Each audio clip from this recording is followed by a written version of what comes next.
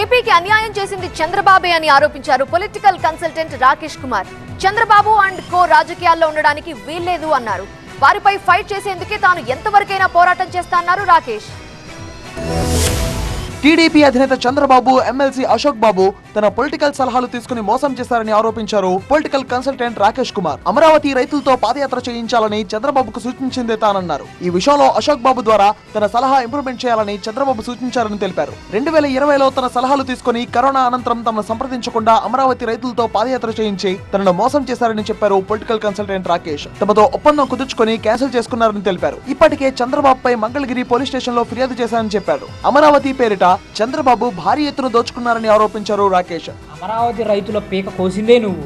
వాళ్ళ దగ్గర 20,000 ఎకరాల గవర్నమెంట్ భూమి ఉంటే నువ్వు వాళ్ళ దగ్గర అన్యాయంగా 33,000 ఎకరాల భూమి తీసుకొని వాళ్ళ పీకలు కోసింది నువ్వు కాదా?